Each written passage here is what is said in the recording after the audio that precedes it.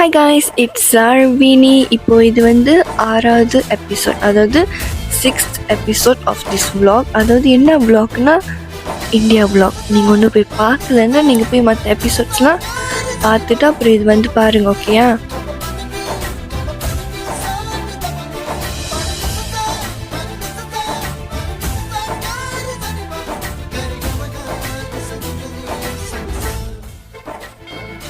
நான் எங்கே இருக்கேன்னா மதுரையில்.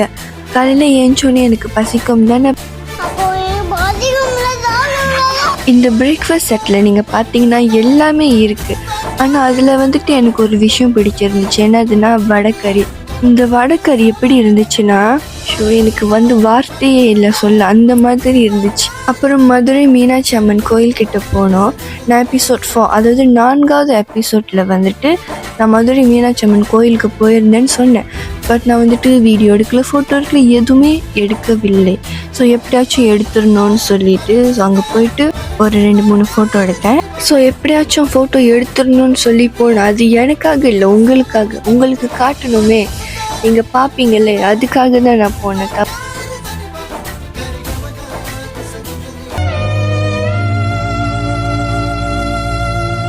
தென் இதுக்கப்புறம் வந்துட்டு ஷாப்பிங் பண்ணி இந்த ஒரு பிளேஸ்க்கு வந்தோம். இது ஆக்சுவலி வந்துட்டு மதுரையில் இருக்கிற பஜார்னு சொல்லலாம்.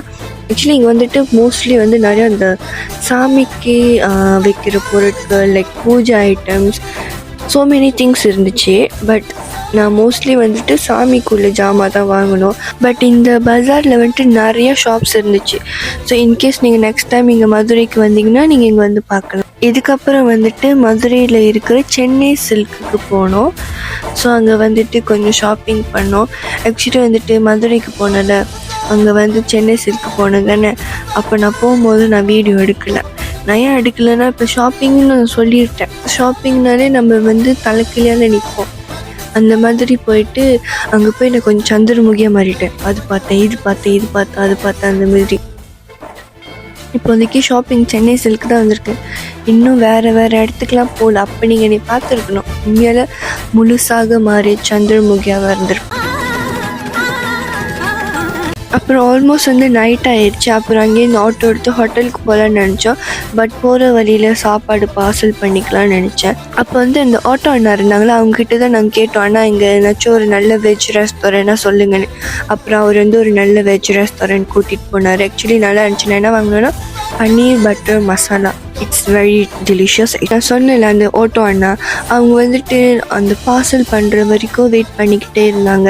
எங்களை ஆக்சுவலி வந்துட்டு அவங்க ஆட்டோ ஸ்டாப் பண்ணிவிட்டு எங்களை கூட்டிகிட்டு போயிட்டு அந்த பார்சல் வாங்கிட்டு அப்புறம் திரும்பி எங்களுக்கு லைக் வெயிட் பண்ணி ஹோட்டலில் போய் விட்டாங்க.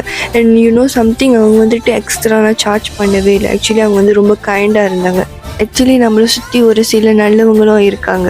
என்னால் அன்றைக்கி ஆக்சுவலி வீடியோ எடுக்க முடியல. ஸோ கொஞ்சம் ரஷ்ஷிங்காக இருந்தேன். அது மட்டும் இல்லாமல் ரொம்ப கிளம்ஸியாகவும் ஆயிடுச்சா. ஸோ எதுவுமே எடுக்க முடியல. அவ்வளோதான். அடுத்த எபிசோட் 7ல் பார்ப்போம். ஓகே, காதல்ஸ் டு யூ, பாய்.